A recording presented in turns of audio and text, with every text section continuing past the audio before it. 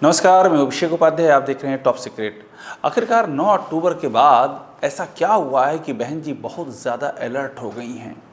बहन जी को ऐसा क्या फीडबैक मिला है कि वो जितने भी महत्वपूर्ण नेता हैं बीएसपी के, सबके बारे में अपडेट लगातार पता कर रही हैं, उनको जानकारियां आ रही हैं।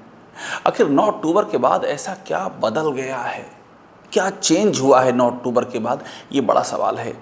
और सवाल इसलिए है क्योंकि 9 अक्टूबर को जिस तरह से बीएसपी का पूरा कोर उभर के सामने आ गया, ऐसी रैली हुई, इतने ज़्यादा लोग आए कि दंग हो गए।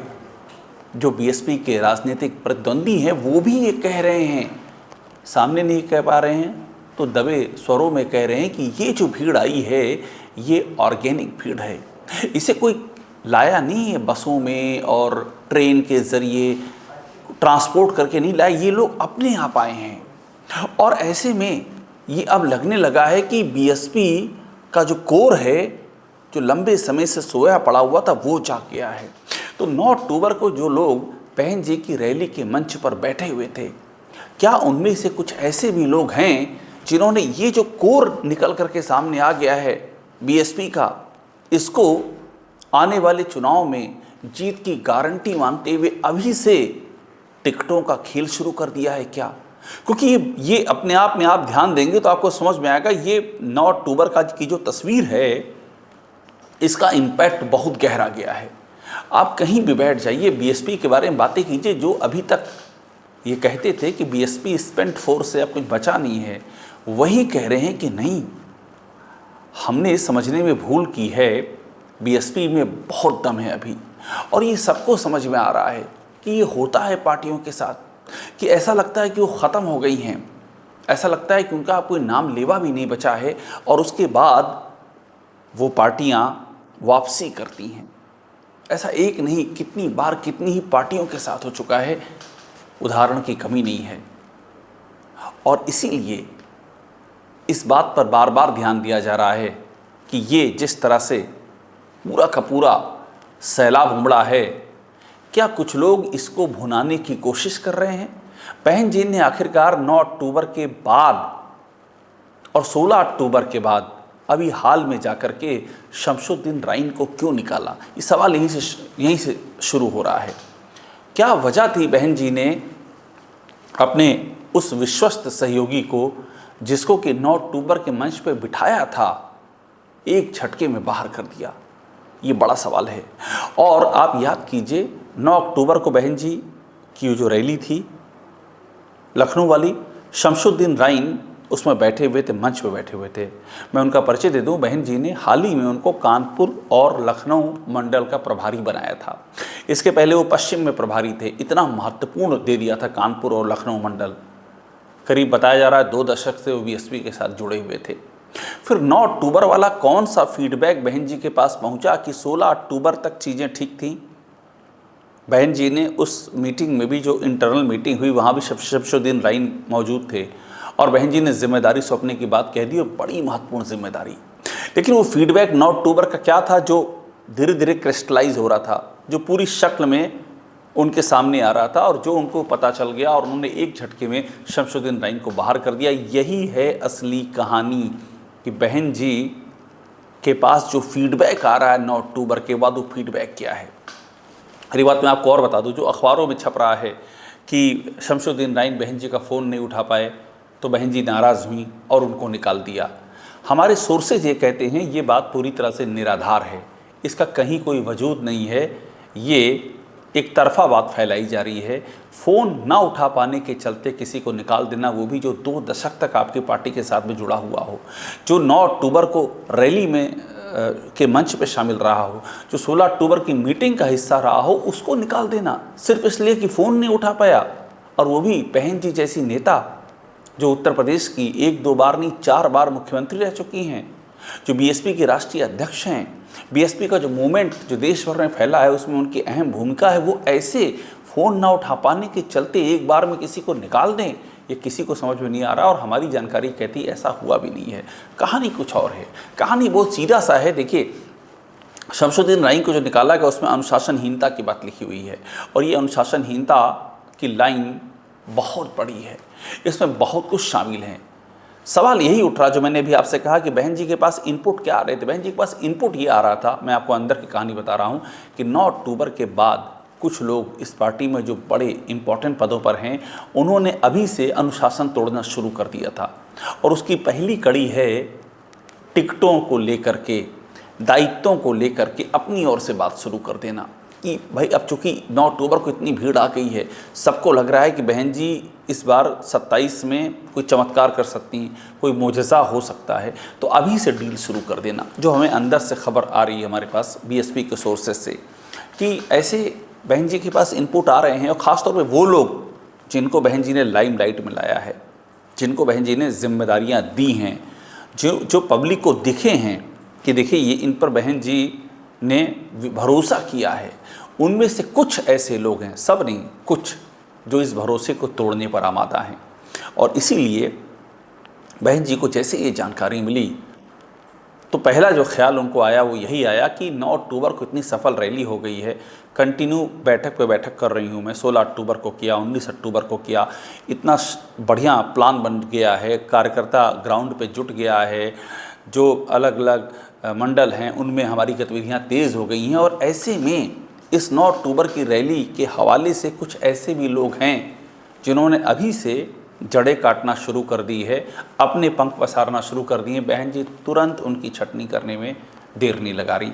ये बहन जी की स्टाइल ऑफ फंक्शनिंग है। जो बहन जी की राजनीति पर निगाह रखते हैं उनको मालूम है कि बहन जी एक झटके में फैसला लेती हैं, वो आगा पीछा नहीं सोचती हैं। और ये तो किसी मंडल के प्रभारी को निकालने की बात ही क्या है, बहन जी सरकार दांव पे लगा चुकी, एक नहीं बल्कि 3-3 बार। उन्होंने एक बार नहीं सोचा फैसला लेने के बाद कि मेरी सरकार जाएगी या रहेगी। 1995 जब पहली बार बहन जी मुख्यमंत्री बनी थी, सबको वो दौर याद है, बीजेपी ने समर्थन दिया था और बीजेपी सोच रही थी कि बहन जी उसके मुताबिक चलेगी, लेकिन बहन जी ने बीजेपी को चौंका दिया। उस दौर में जब पहली बार सीएम बनी हैं, उस दौर में जब राम मंदिर का आंदोलन अपने चरम पर है, उस दौर में जब बाबरी मस्जिद गिराई जा चुकी हो, उस दौर में जब बीजेपी की पूरी राजनीति उत्तर प्रदेश में राम मंदिर पर टिकी हो और देश भर में राम मंदिर पर टिकी हो, बहन जी ने बाकायदा ऐलान कर दिया था मुख्यमंत्री बनने के बाद मुसलमानों को 15% आरक्षण देंगे, और बीजेपी के पैरों तले ज़मीन खिसक गई थी। आखिरकार बहन जी को मालूम था कि बीजेपी समर्थन खींचेगी, इसलिए उन्होंने समय रहते 6 महीने के करीब का वक्त उनको मिला था पहली बार की चीफ मिनिस्टरशिप में।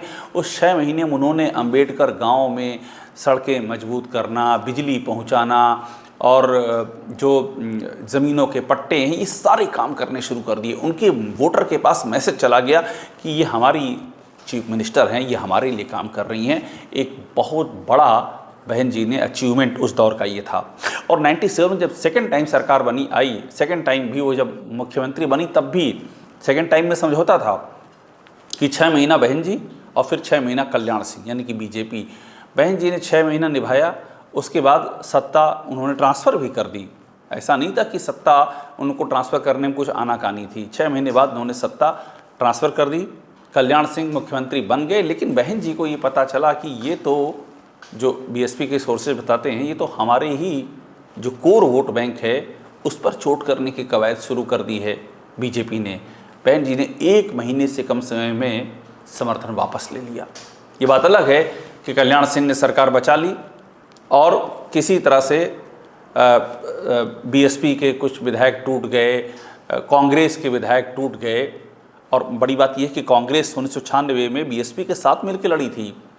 और आप दूरदर्शिता देखिए बहन जी की, काशीराम जी की, कि कांग्रेस बड़ी पार्टी थी, नेशनल पार्टी थी, बीएसपी उभर रही थी, बहन जी एक बार सीएम बनी थी। लेकिन जब समझौता हुआ तो कांग्रेस के पास सिर्फ 126 सीटें थीं समझौते में, और बीएसपी के पास कितनी थी? दूने से भी ज़्यादा, 252 सीटें, 252 के से भी ज़्यादा सीटें थीं।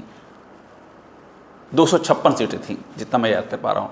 256 सीटें कांग्रेस के पास, उसके आधे से कम 126 सीटें थीं, माफ़ कीजिएगा 256 सीटें थीं बीएसपी के पास, और कांग्रेस के पास आधे से भी कम यानी सिर्फ 126 सीटें थीं। कांग्रेस से दूने पे लड़ी बीएसपी उस दौर में भी। ये स्टाइल ऑफ फंक्शनिंग है बहन जी की। काशीराम जी ने जो सिखाया है, जो मार्गदर्शन किया है कि अपने शर्तों पर रहना है। और 2002 में जब बहन जी सीएम बनी तब भी यही स्थिति थी। उस समय उनके पास सीटें ज़्यादा थीं। जो चुनाव हुए थे 2002 में, उसमें बीएसपी के पास सीटें 98 आई थीं, जबकि बीजेपी 88 सीटों पर सिमट गई थी। 10 सीटें बीएसपी के पास ज़्यादा थीं और कुछ दिनों के लिए राष्ट्रपति शासन लगा, करीब 56 दिन। उसके बाद बहन जी बन गई सीएम, तीसरी बार उन्होंने शपथ ली और तब भी उन्होंने एजेंडे पर अपनी पार्टी के सिद्धांतों को लागू करना शुरू किया। कहीं भी वहाँ भी उन्होंने कोई समझौता नहीं किया और उनको मालूम था कि बीजेपी यहाँ भी समर्थन खींच सकती है, लेकिन उससे भी एकदम नहीं डगी। और आप सोचिए, राजा भैया पर उन्होंने पोटा लगा दिया, जबकि समर्थन कर रही थी बीजेपी को रास नहीं आया। विनय कटियार उस समय बीजेपी के प्रदेश अध्यक्ष थे, विनय कटियार ने विरोध कर दिया। विनय कटियार ने कहा नहीं ये ठीक नहीं है, लेकिन बहन जी ने नहीं सुना, पोटा नहीं हटाया तो नहीं हटाया। और जब तक बहन जी रही, राजा भैया पर से पोटा नहीं हटा।